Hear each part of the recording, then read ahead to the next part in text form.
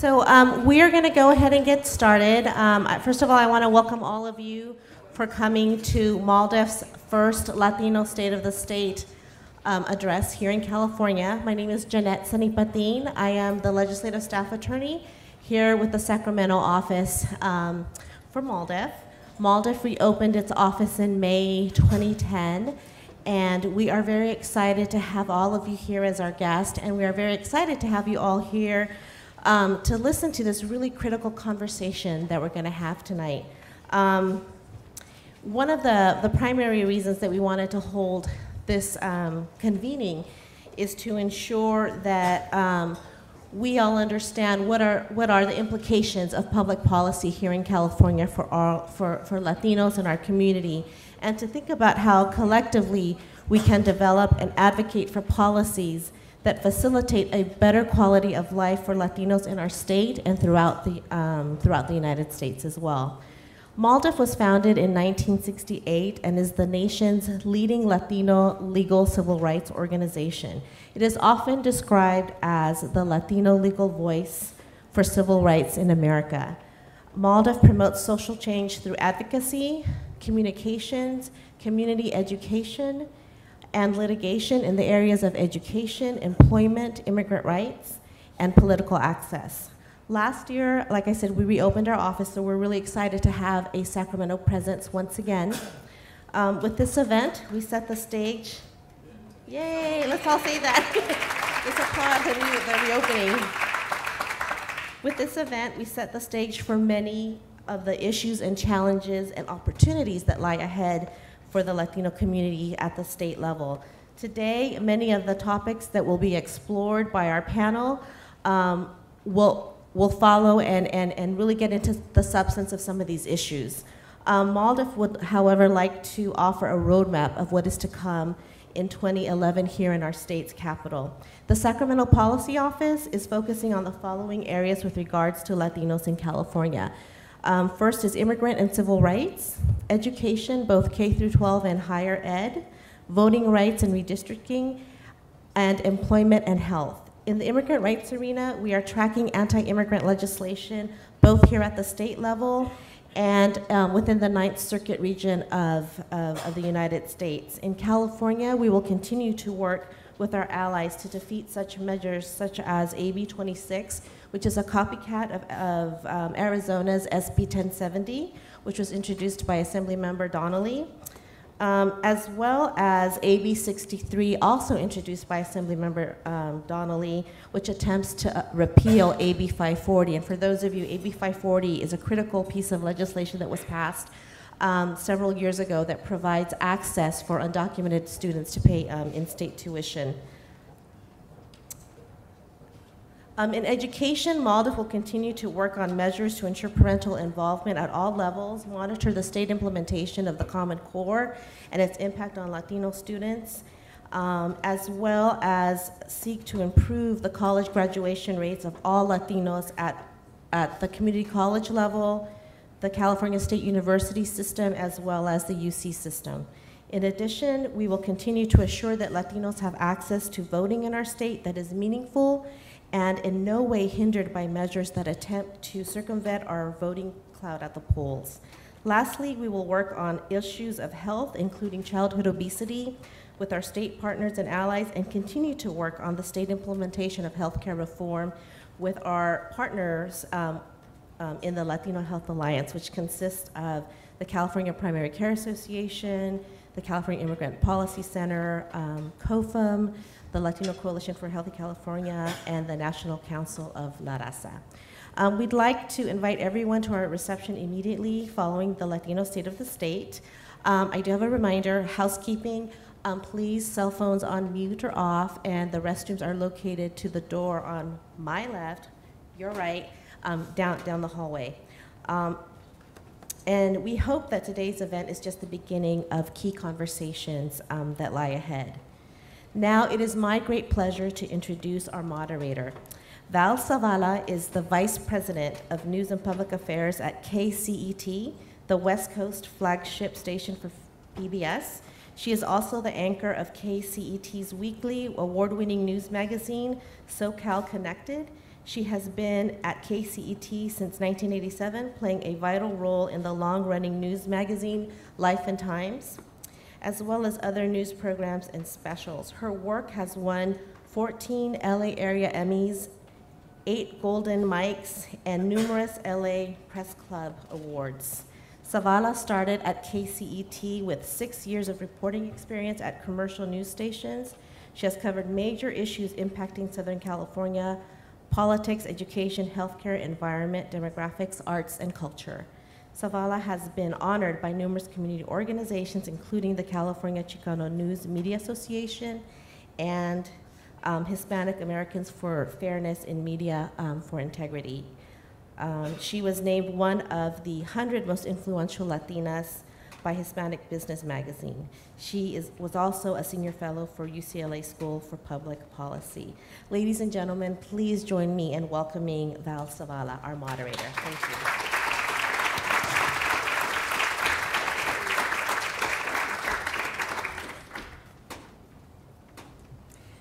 Thank you so much. It's a real pleasure to be here, and I'm going to confess I have not been to Sacramento in years and years, and it's really nice to be here because LA is way too out of touch with Los Angeles, much to our chagrin, and so I'm just very, very happy to be here. It's also wonderful to be asked to inaugurate the first Latino state of the state. We hope it's the first of many. Because what's happening in the Latino community, I don't have to tell you, will impact California's future probably greater than any other demographic group.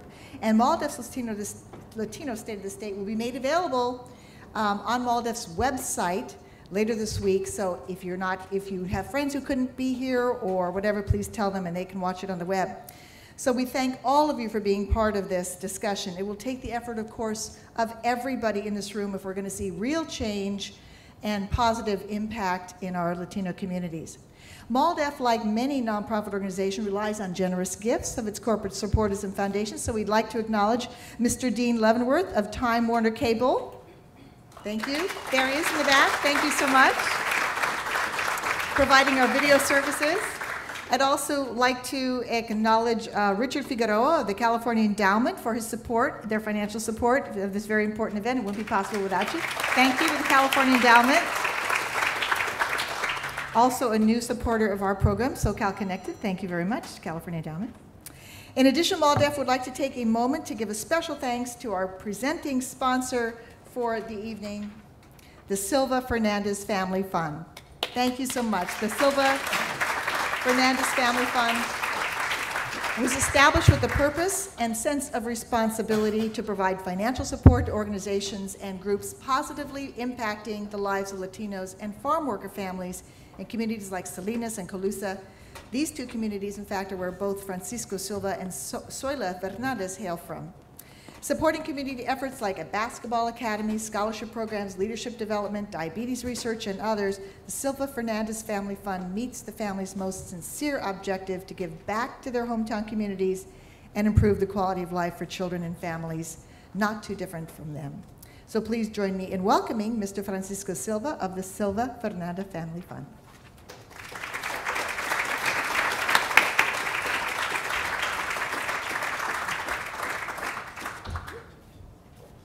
Thank you very much.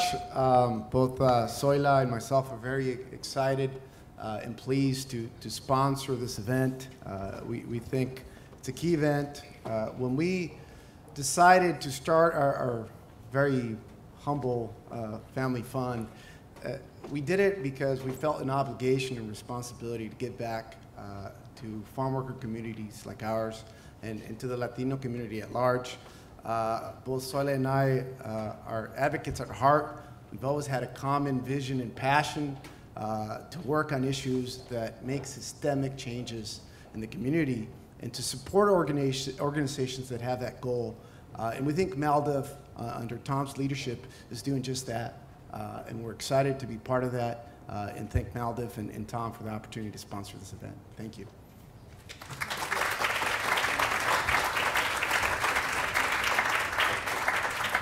And now it is my great pleasure to introduce the President and General Counsel of MALDEF, Thomas A. Saenz. In 2009, Mr. Saenz returned to MALDEF to serve as president and general counsel. Prior to his return, Mr. Saenz was counsel to Los Angeles Mayor Antonio Villaraigosa, where he served on the mayor's 4-person executive team providing legal and policy advice on major initiatives. Previously, Saenz conducted civil rights litigation at MALDEF for 12 years, and during that time he was a leader in the successful challenge to California's unconstitutional Proposition 187. And he led numerous civil rights cases in the areas of immigrants' rights, education, employment, and voting rights. Earlier this week, Saenz argued before the en banc Ninth Circuit to defend the right of day laborers to solicit employment. Saenz has been recognized on numerous occasions for his work. He was selected as one of Hispanic Business Magazine's 100 Most Influentials. A few years after me, we're in good company. And please give a warm welcome to MALDEF's President and General Counsel, Tom Saenz.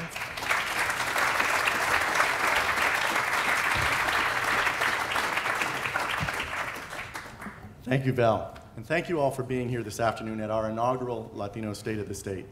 We have so much to talk about and so little time to talk about it in. So I'm going to take just a few moments to talk about some of the things that I think are most important for the Latino community in California and for MALDEF and civil rights advocates to be seeking in this wonderful state. I want to begin, of course, by thanking all of you for being here. I want to thank our sponsors. I want to thank those elected officials who are here, who have been leaders in Sacramento in making this the kind of state that it is today and an even better state for the future. As many of you know, I have had the great privilege and honor of being the President and General Counsel of MALDEF for a little over 18 months. Now, ironically, I actually first started with MALDEF 18 years ago. And one of the first assignments that I had as a staff attorney was to work with then Assemblywoman Martha Escutia in drafting and promoting a bill that would create a right of workers to challenge occupational safety and health violations on their own in court when the enforcement authorities fail to do so. So I spent a lot of time here in Sacramento. And again, coincidentally, our Sacramento office at the time, in 1994, was in this building, which was not at the time a hotel. It was a building that housed advocates, analysts that represented some of the most important public interest causes at work in California. So it's appropriate, propitious that we're here in the same building some 18 years later. Of course, things have not only changed for this building, they've changed for the state of California. For those who recall, the mid-1990s were a time when if you were promoting progressive legislation, you were not looking to actually get it enacted. You were looking to get something in front of the governor, who then, Pete Wilson, would veto if it was progressive. It was a different game in Sacramento. This was also a time, of course, when we faced one of the most shameful legacies of California, the initiatives that passed in the 1990s. Proposition 187, a leading anti-immigrant proposition that in some ways presaged what happened in Arizona last year. Proposition 209, the initial effort exported to other states to ban affirmative action in California. Proposition 227, the English-only in education initiative that we are still saddled with in this state, that still hamstrings our ability to ensure that all of our students have an equal educational opportunity. It was a different era. Here, 18 years later, of course, it is a different state. Demographically, regrettably, budgetarily, and politically, it is a different state. Demographically, we know what the census told us a little less than 2 weeks ago, that Latinos are now 38% of the population of this state, and an even higher proportion of those who are under 18. So we know that our future in this state is a Latino future, and that if we want to ensure prosperity for everyone in California, we must attend to the needs of our Latino and Latina youth. You know, almost a century ago, Justice Louis Brandeis referred to states as laboratories of democracy. The issue today is that the laboratory next door in Arizona has been taken over, not by those who are interested in scientific progress, experimentation that leads to progress, but by folks in white coats who are not scientists. They seem to have come from the asylum and taken over that laboratory. That's a danger for us in California, but throughout the nation as well. What we need to be concerned about are the ongoing dangerous experiments being led by Dr. Frankenstein, also known as Senator Russell Pierce, in the neighboring state of Arizona. Now, encouragingly, he has had no success so far in this 2011 legislative session. But we still must be concerned about the noxious chemical plume that may come from the laboratory next door and how that plume might affect what happens in California. So the first priority for Latinos in California, for everyone who believes in the future prosperity of the state, is to be vigilant in turning back the efforts of those who would seek to replicate the experiments of the laboratory next door, who would seek to turn back progress, who would seek to do things like repealing AB 540, where California was in the lead in providing an opportunity to students who were educated here, who grew up here, and simply as an accident of status were denied the ability to continue on to higher education. We made great progress in enacting AB 540, and we must ensure that it and similar measures are not repealed. But California can also be a counter-laboratory, a laboratory led by those who really believe in progress, who really believe that democracy can lead in the right direction to prosperity for everyone. But in California, we must, unlike the Drs. Frankenstein in the neighboring state, we must attend to the requirements of the Constitution. So we know in producing and pursuing progressive measures, we know the limitations of the role of any state. We know, for example, that because of the Supremacy Clause and the exclusive federal authority over immigration regulation, we know that in California, we cannot legalize the highly educated, patriotic, and dedicated future workforce that is made up of DREAM Act kids like the federal government could. But what we can do is ensure finally that the California DREAM Act is itself enacted and signed and implemented. Thank you, Senator Cedillo, for your ongoing efforts in that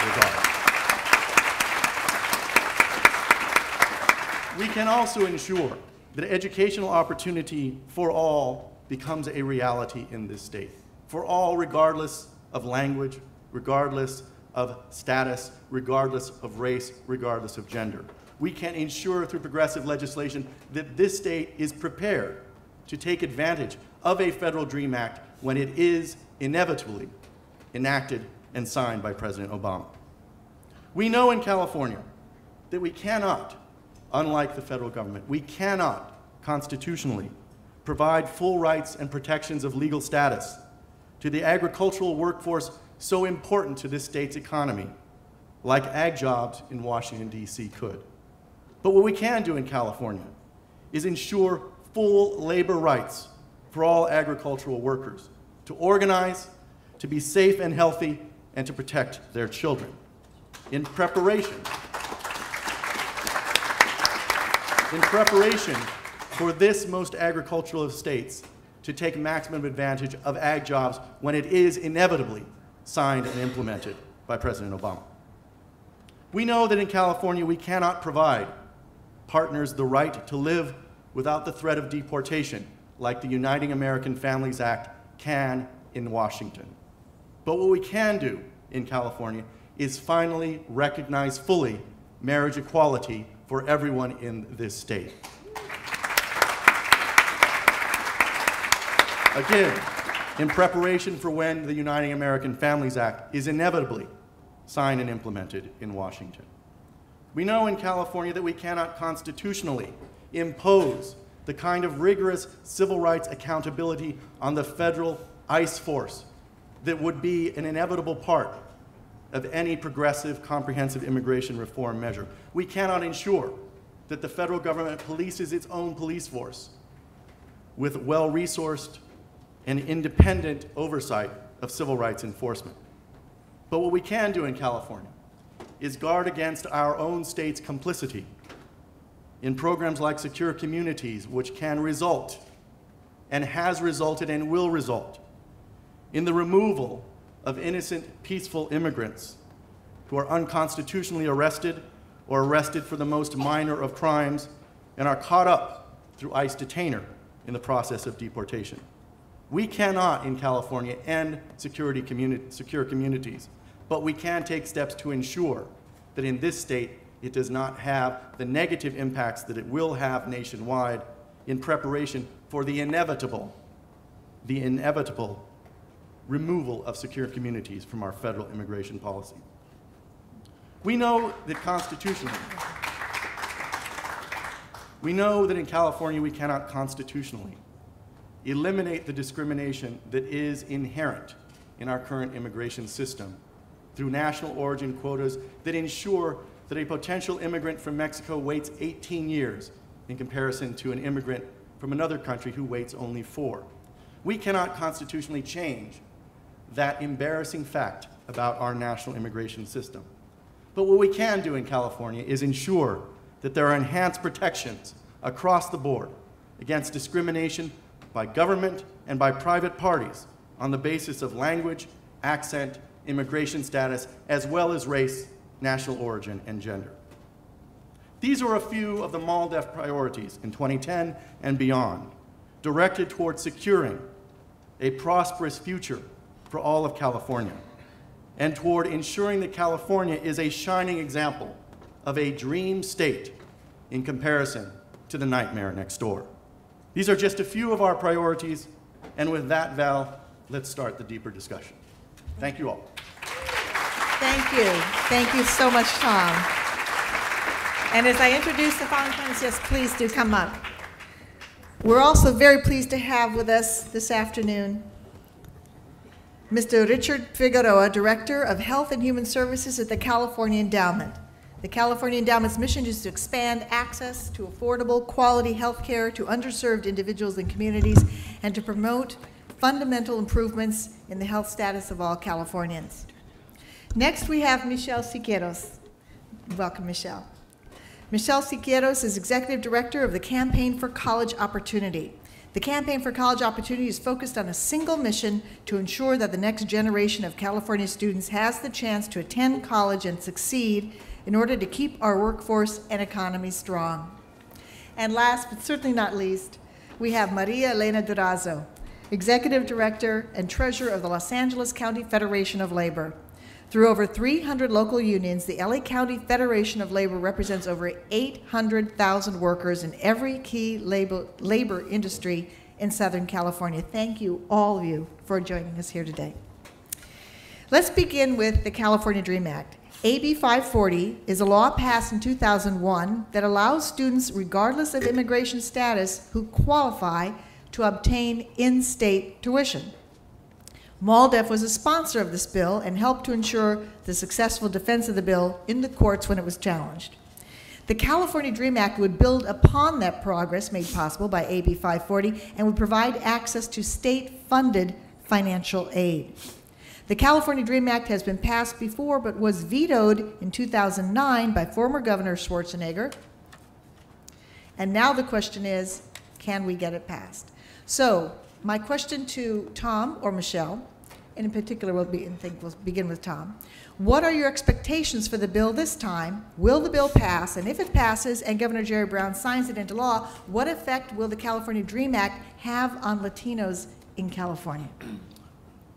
Well, Val, I think we know how important that bill is to our future in this state. We know that our future leaders include many, many people who do not currently have legal status. We know that they will eventually have that legal status, and therefore we have to give them the opportunity to go as far in education as they possibly can. That's not just for the good of them or their families, that's for the good of this state. And the fact that we have a champion like Senator Cedillo, the fact that this has been before the legislature before, successfully passed, means that it will be passed, and we will move forward with a better plan for ensuring that this state is poised to take advantage of all of those dedicated, patriotic, hardworking students who are ready to make it through higher education with just a little assistance. So your feeling is that the political landscape has not changed significantly since 2009, and it will be able to be passed, and in this case, be signed by Governor Brown. So you're a different scenario, different prognosis for this time. Absolutely. I think that that's one of our main opportunities to make this state a shining example to the rest of the country. Now, last year, supporters of the DREAM Act and other policies and bills that would provide support for undocumented immigrants faced a coordinated and damaging message campaign by the opponents, who demonized any and all assistance to undocumented Latino immigrants, and even to a certain extent to Latino immigrants in general, not just to the students. The question is, what should the Latino community do moving forward to counteract the misconceptions and the red herrings that were used to describe the DREAM Act and to criticize the DREAM Act in the last Congress? I mean, obviously you're going to want to counter the negative rhetoric that was presented, such as that the DREAM Act would encourage illegal behavior, or that it was characterized as encouraging or adding to the issue of undocumented immigrants in the U.S. So you're going to have to fight that. But Michele, perhaps you can address what positive images will you have to put out there so that the DREAM Act can pass this time, not just fighting the negative images. Well, I think the dreamers have already done that for the past 2 years. The fact that young students that are undocumented and going to our colleges and universities have come out and publicly shared their story, I think is absolutely powerful. And how many of us would be brave enough to do what they do? And I think personalizing the issue is important, and reminding legislators and politicians and the public that all of us come from mixed families, very likely. We all know, if we're Latino, someone that was undocumented, is undocumented. So when we talk about the undocumented stories, I think it's just sometimes sharing our own.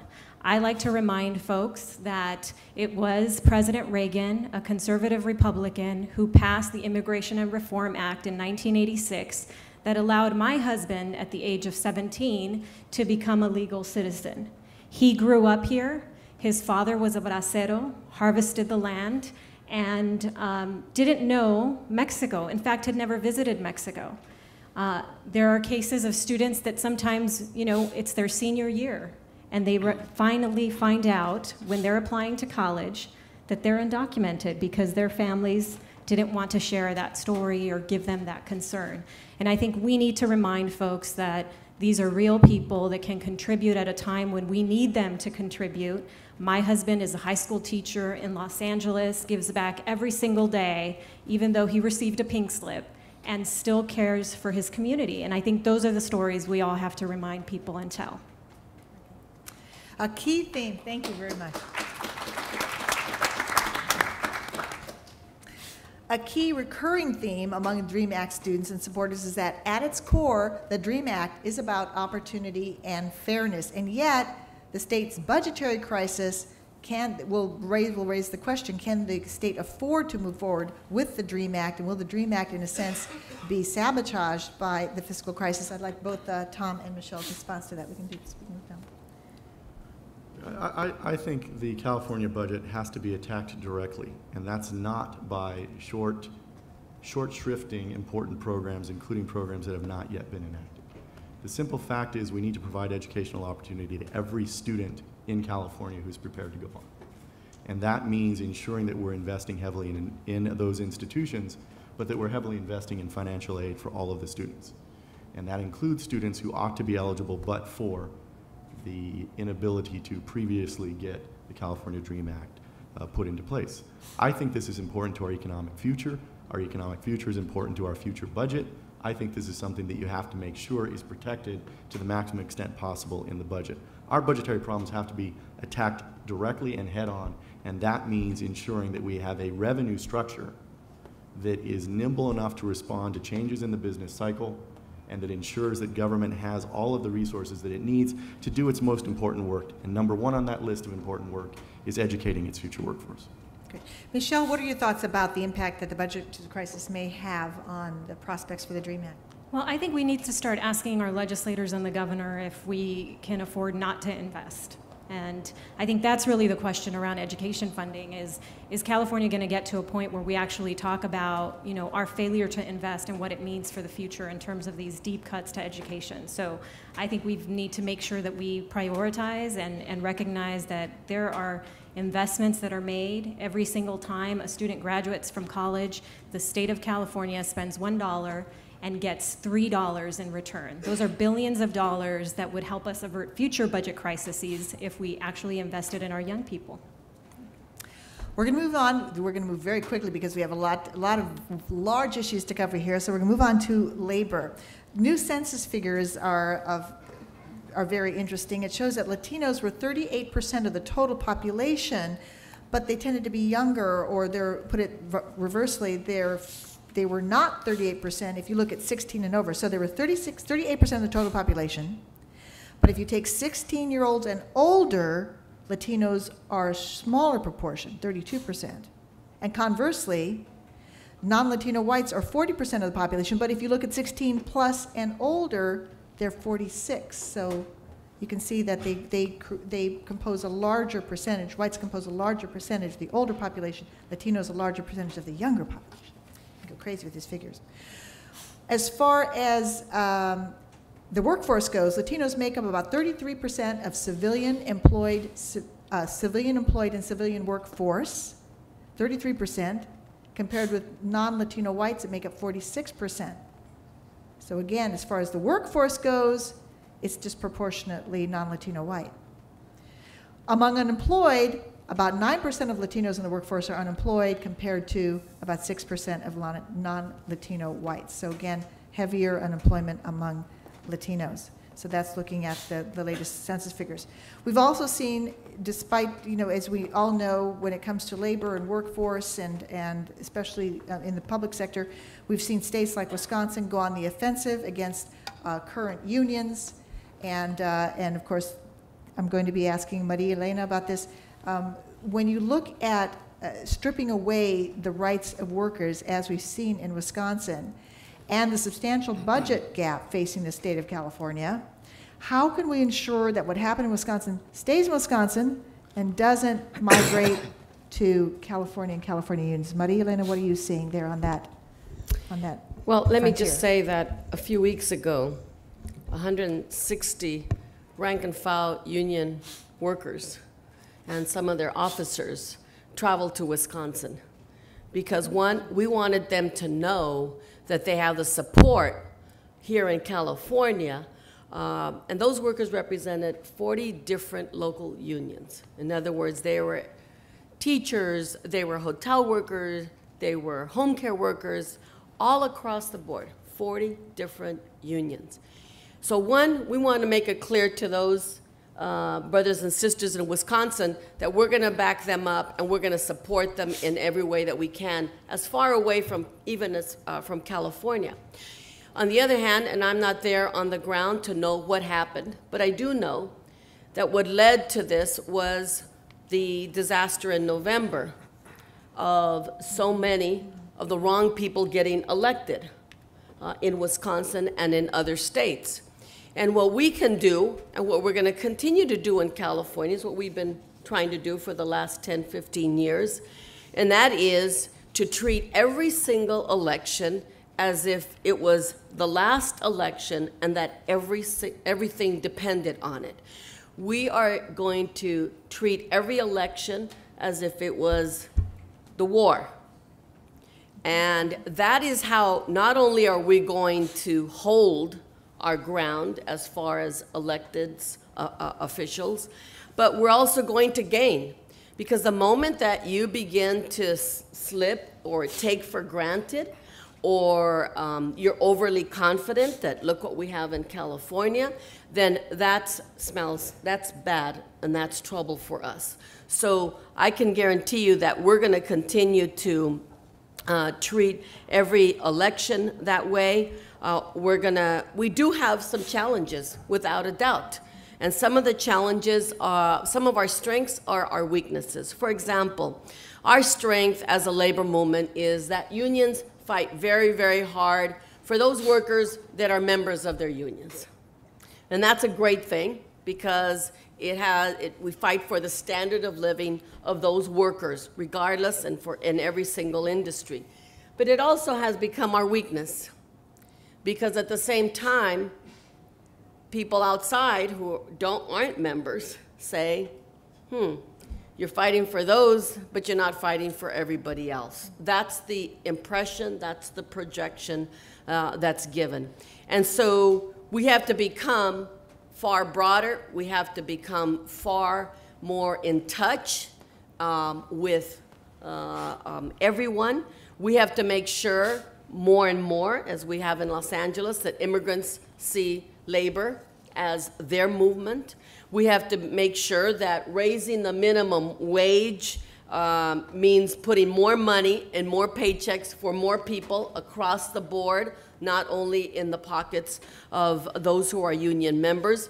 We have to become a movement for better schools and better public education. We have to become the movement for students, for community college students and all students. So I think, again, our strengths and our weaknesses need to be evaluated, but I want to say that we're going to make sure that we treat every single election here, every electoral battle, as if it was the decisive battle in a war. That's how we're going to keep our strength, and that's how we're going to move forward and building more strength and not become another Wisconsin, but be what Tom has said earlier, where it starts, where the good things start and spread throughout the rest of the country. I'd love for you to elaborate on something you touched upon, that is the challenge of this sort of sense that, you know, it used to be that public employees were not necessarily envied. They were seen as having, you know, reasonable salaries, but they basically traded compensation for security, and that the private sector is where you could make more money and so forth. And that has changed. Suddenly now with the Wall Street fiasco and 401ks, you know, losing their value, suddenly they look over and there's this new thing called pension envy. And suddenly the guy next door to you, who used to be more or less even, you know, he was a school teacher and now he's got his pension and you're laid off and so forth without any retirement. I think this is a big issue in our society right now, and what's fueling a lot of the resentment, a lot of the hostility toward public unions. And as you know, there's also a larger sort of from the very, very top campaign to demonize public unions and so forth. So how can you fight that and at the same time address the reasonable and understandable fiscal issues that governments are dealing with? Well, certainly pensions are, you know, of great concern. How do you sustain them over the years? But what we've done in Los Angeles is to grow the number of workers who have better wages, grow the number of workers who have health insurance, who have pensions, who have all the things that they need for themselves and their families. And to me, that's the key to it. And this goes directly to the role of Latino workers. Huge campaigns of Latino workers are the ones who have strengthened the labor movement, strengthened our political movement, and at the same time grown the labor movement.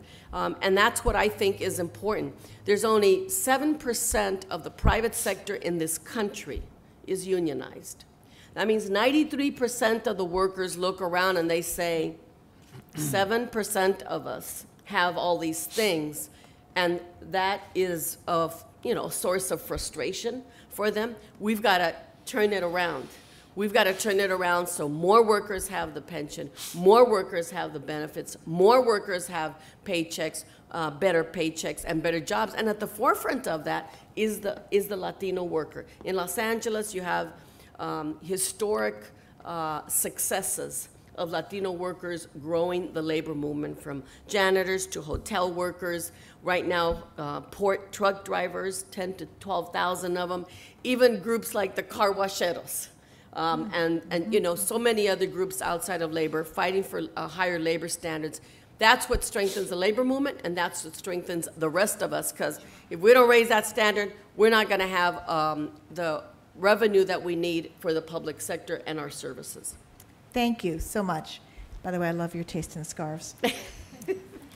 We're going to move now on to health, obesity, and hunger. You know, we just celebrated the first anniversary of the First Lady's Let's Move effort, an initiative dedicated to solving the problem of obesity within a generation, so that children born today will grow up healthier.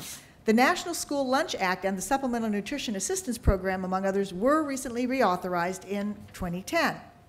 So my question to Richard, what can or should the state of California be doing to address the issue of childhood obesity? Is there something that the state can do uniquely well that cannot necessarily be done in other sectors?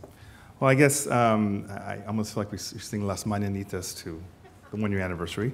I guess the best way to sum up the endowment's views on this is that we should be making the healthy choice the easy choice, and creating places where healthy choices are possible, which means considering the health aspect of a lot of the policy decisions, including things you don't normally think about in a healthcare context, like land use and transportation. In our view, there's a lot of care out there, but not enough health.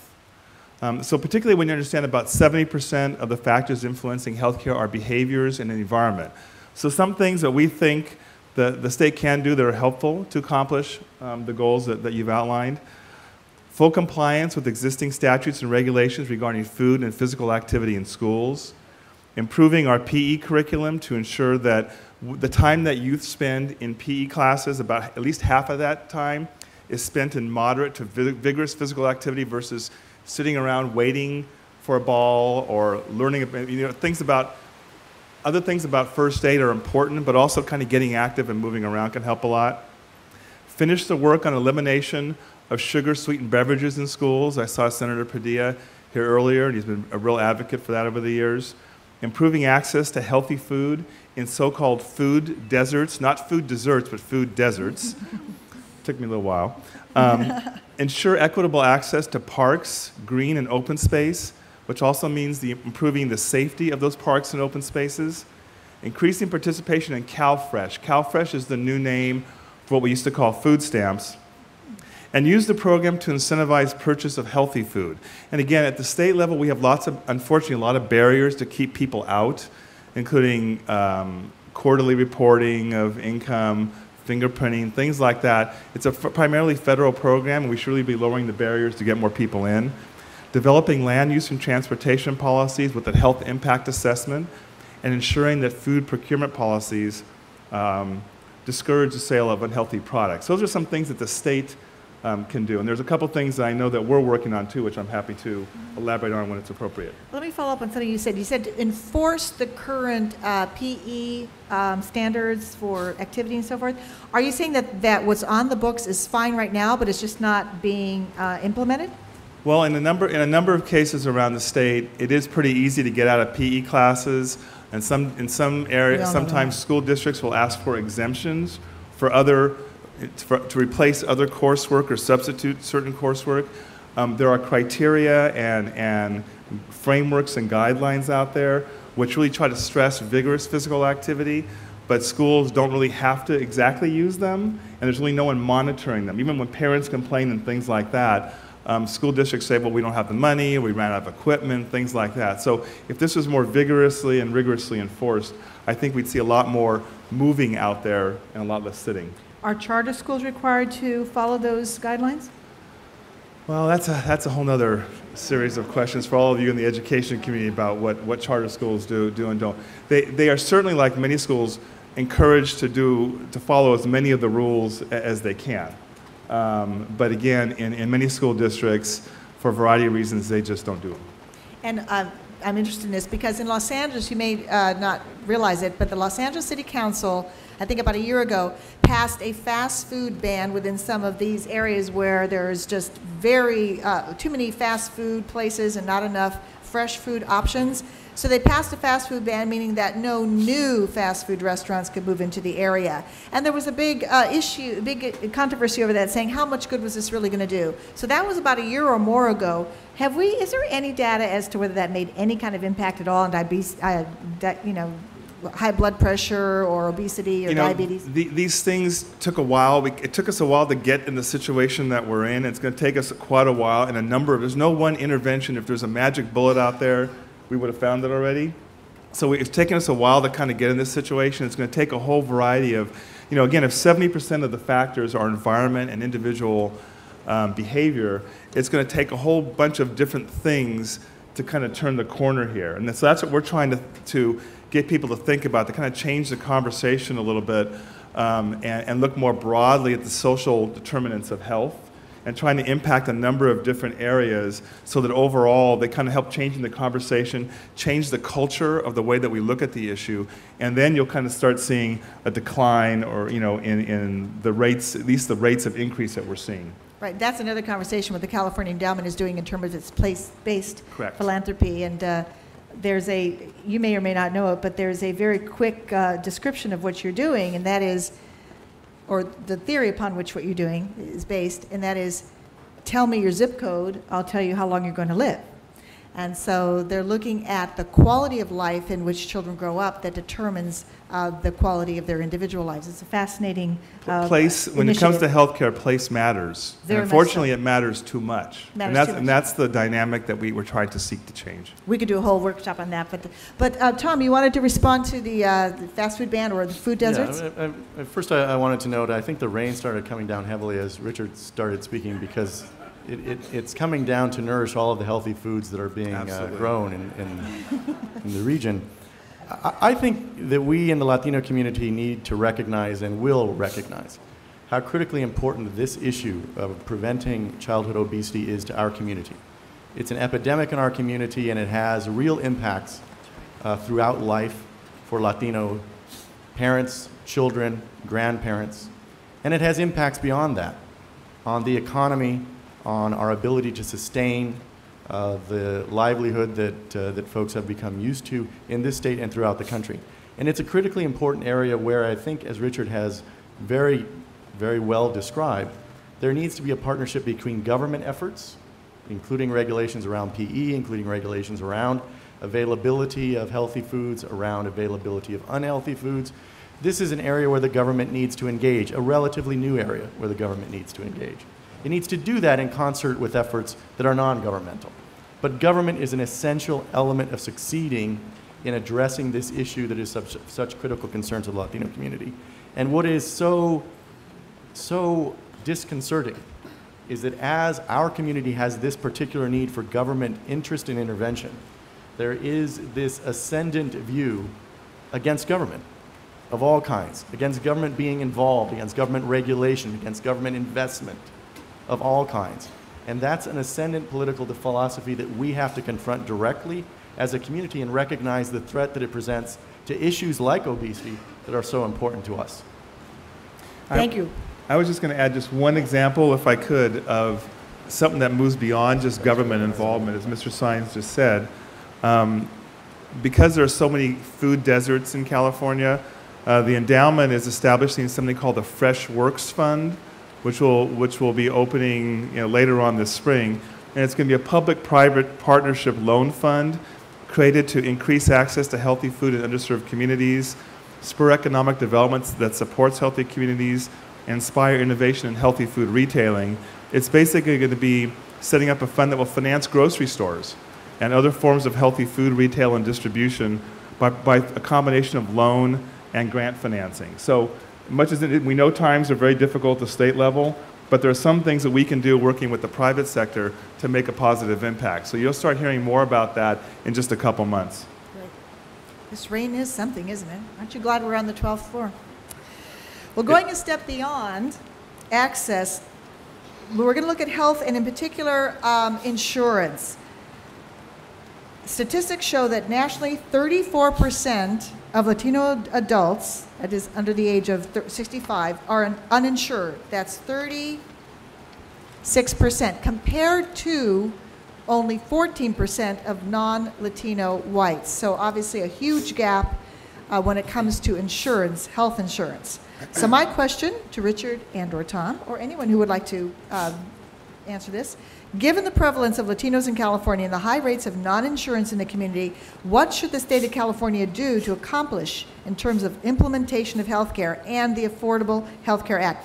What can organizations and individuals do to help ensure a healthy California? And will Obama's Health Care Act really make a difference for that 36% of uninsured Latinos? Richard, do you want to start with that, or Tom? Sure.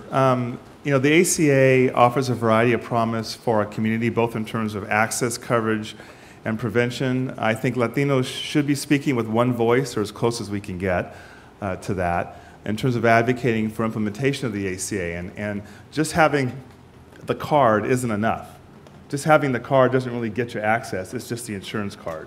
So kind of building on that, I think what Latinos should be advocating both for at the federal, state, and county level is the following. A no wrong door approach for enrollment for both the New California Benefit Exchange and through Medi-Cal in a linguistically and culturally appropriate manner so we can enroll persons quickly and efficiently. The advancement of the concept of health homes, so when a person is seen by a practitioner, the questions just don't stop after you've been diagnosed, but continue to the potential root causes of the diagnosis. What was going on in that family environment, in that community environment that led to that diagnosis? Thank you. We're going to circle back around now to higher education.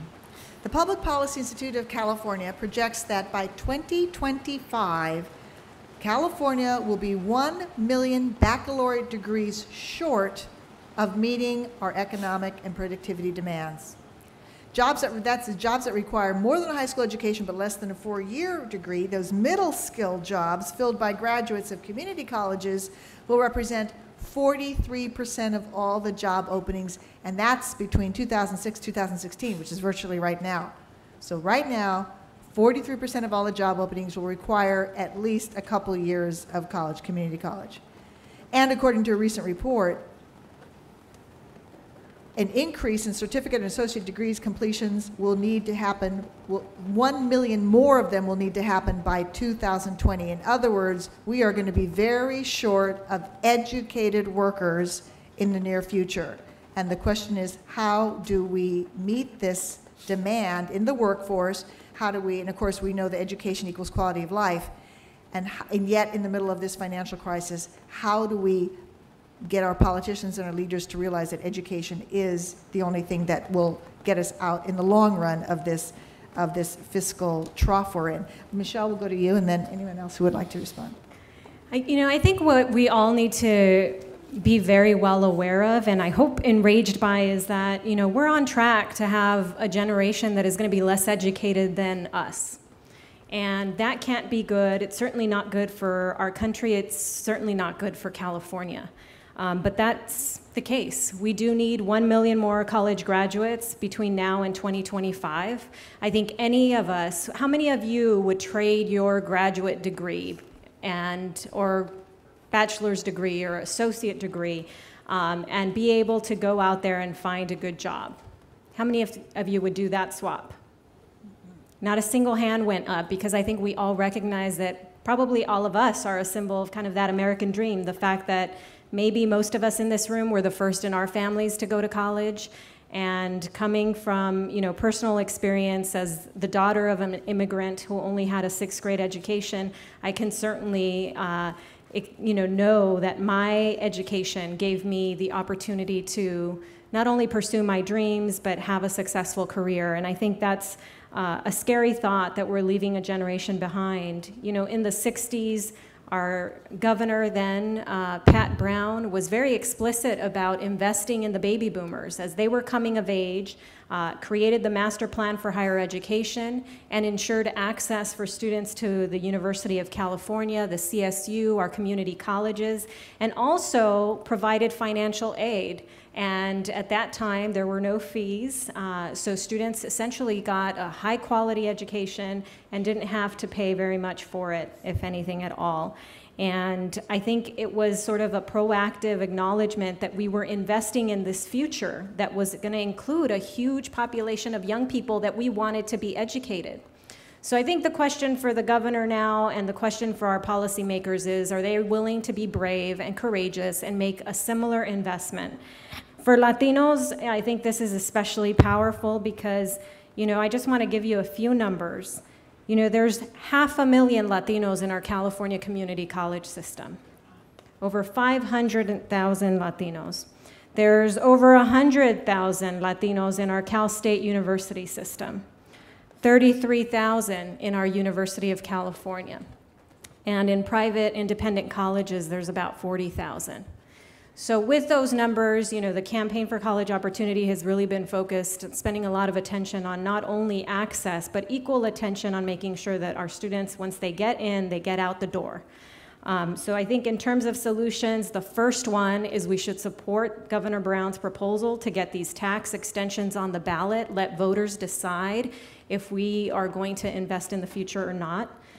Number two, I think our leaders should really put together some budget priorities and policy priorities that indicate that they are going to preserve access and that they value completion, that we're not just going to accept that colleges and universities serve our students, but that we're going to have clear expectations for them to graduate them. We had significant transfer reform legislation passed last year in the legislature and signed by the governor. We have to ensure that the transfer pathway is critical, especially for Latinos. 70% of Latinos that start higher education are in a California community college. So if we can clear the pathway of transfer and make sure they get to a four-year university, that's one way to ensure that. And finally, I think, I just want to point out that the Cal State system has put together a graduation initiative that articulates goals for improving their graduation rate and breaks those goals down by race. I think we should commend the system, and we should also hold them accountable to meeting those goals. The community college system has a student success task force that will give a report to the legislature at the end of this year. I hope that you're all anxiously waiting for it, because we released a report in October of last year that found that only 2 in 10 Latinos that enter the community college system after 6 years complete an associate degree, a certificate, or transfer. And I think that's unacceptable. We need to make sure we're investing in the community college system and also holding the community college system accountable for improving completion. So those would be my recommendations. Thank you. You mentioned the transfer, path to transfer. So that was my next question, but that allows me to move forward. Money is key to this issue. And earlier this month, and we've all been reading in the papers, University of California Regents were told that even under the best conditions, the UC system will face a $1.5 billion budget gap in the next few years. And the reality could be much worse. That's just an estimate. Sacramento legislatures also voted earlier this month for a $500 million cut in the UC and CSU systems. And last week, as you may have read, the California State University system announced that it will enroll 10,000 fewer students as part of its response to anticipated cuts in the state funding. And no doubt, they're also probably looking at rises in tuition. So it seems as though we're going in exactly the wrong direction that we need in order to pull ourselves out of this, the recession that we're in the long run. Tom, Michele, how do you fight that? I mean, what does it take when you have Sacramento dealing with this budget crisis and they're looking at falling over a fiscal cliff, and yet you know that the answer is to invest more money? How do you deal with that conflict? Any ideas? Well, I think that Michele has identified a critical issue that needs to be identified as a Latino civil rights issue, and that's the issue of disinvestment in government and the critically important parts of government that we've already talked about, particularly higher education. In this state, we have an issue where we have made the ability to raise adequate revenues for critical governmental services virtually impossible. And that is a Latino civil rights issue, if not the preeminent Latino civil rights issue for California in 2011 and beyond. Because all of the things that we've been talking about require government investment, require government support. And for us to have a thriving economy, for us to have the kind of governance, the kind of economy, the kind of living standard that has made California stand out historically and that has attracted so many people to come here, not just from other countries, from other states in this country. In order for us to sustain that as this becomes more and more a Latino state, we in the Latino community must take the lead in ensuring that this civil rights issue is addressed, that we reinvest in government, that we ensure that we have a government system that allows government not to engage in waste, not to engage in fraud. That occasionally occurs, but that is not a widespread problem. What we need to do is ensure that we are investing in the government services that are going to make the success of our community and the success of this state a reality. Maria, you want to? 400 Americans have the wealth, the equivalent in wealth of 150 million Americans. There is wealth in this country. There is wealth in the state of California. We have, over the last 15, 20 years, seen the largest transfer of money from the broadest number of people to the smallest number of people. And, there's no specific piece of legislation to address that right now that we could say, let's support this or vote against that. But if we don't come to grips with that, We are going to be fighting for the education, a budget that's this small. Some for education, then we take it away from health services. You give to health services, you take it away from something else, and our pot is getting smaller and smaller and smaller.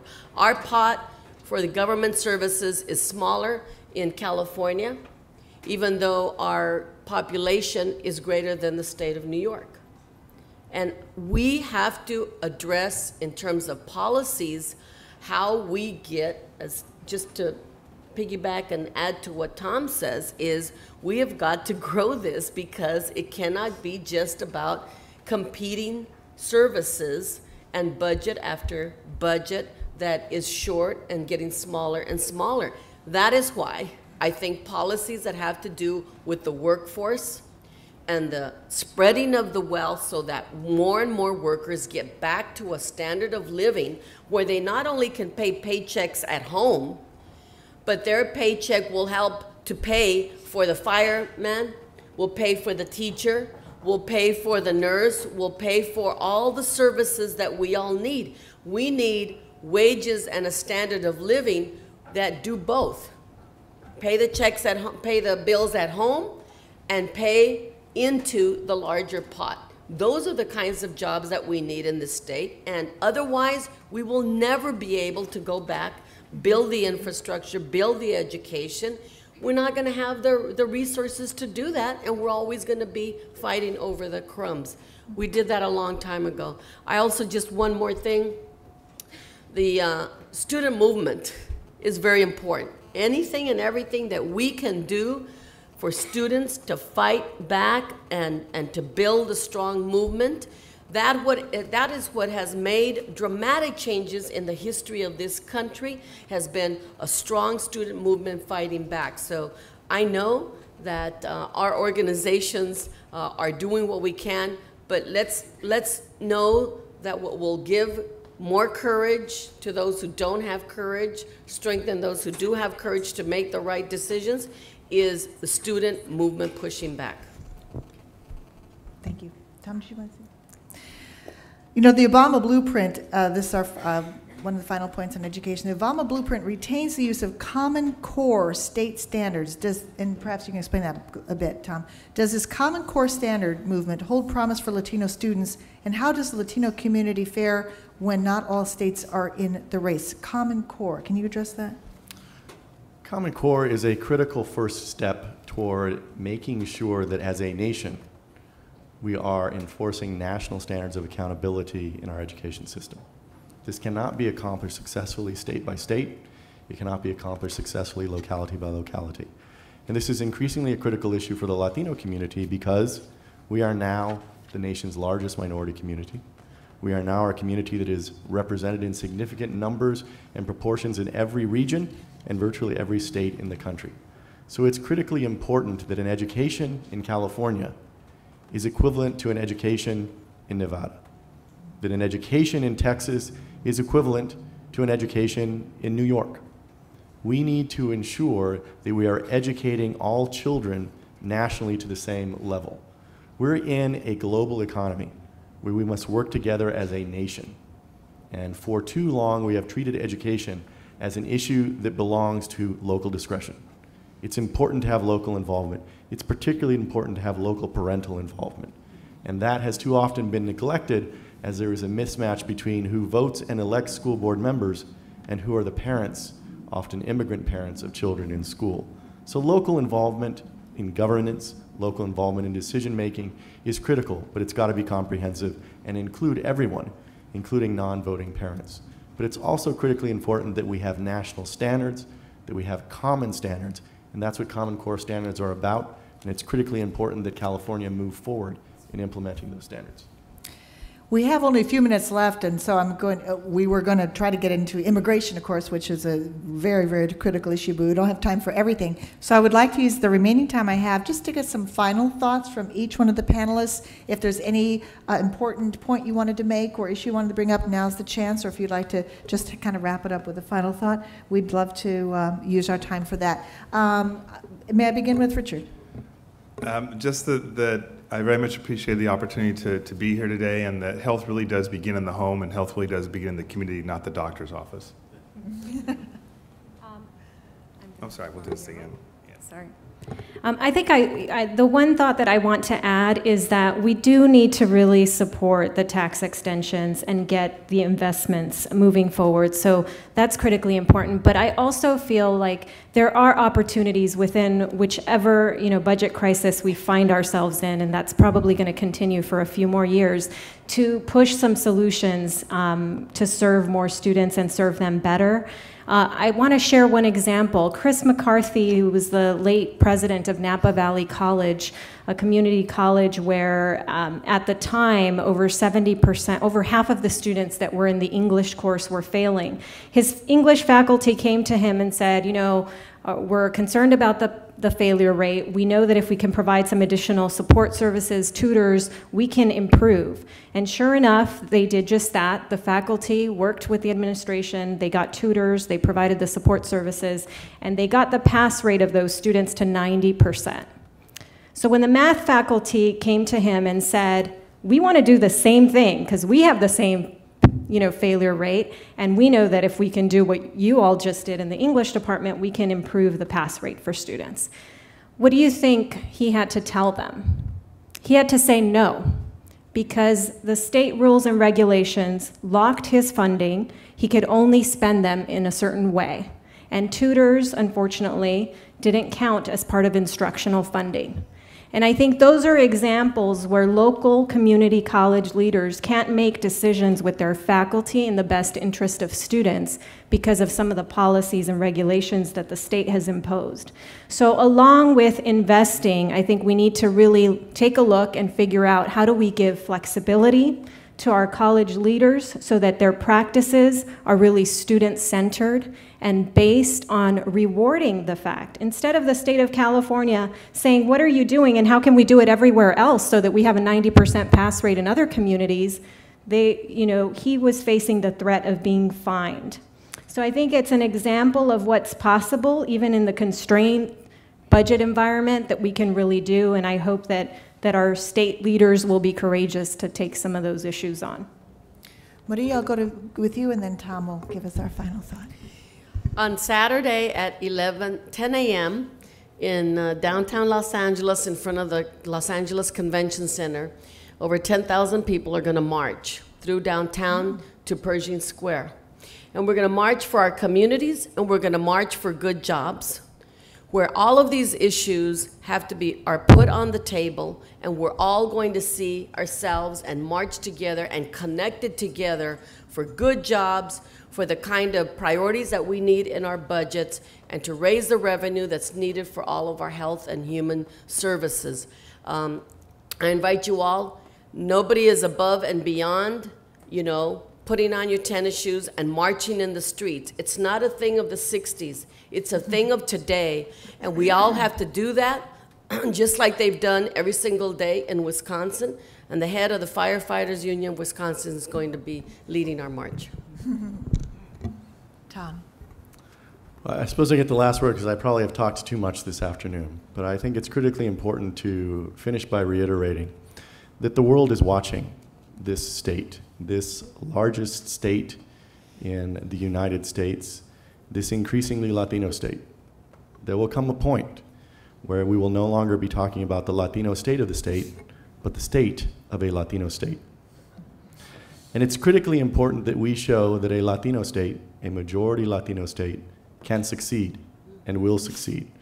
And it will be a state that is welcoming of newcomers, that is incorporating of everyone, non-Latino and Latino alike, that is welcoming of those who are ready to make a contribution, regardless of their histories or their parents' histories. It will be a state that protects the rights of everyone. It will be a state of prosperity. The world is watching what we do in this state, and together we can make it a Latino dream state. Thank you all. Thank you to the panel. Thank you all for being here. Thank you so much for all your thoughts.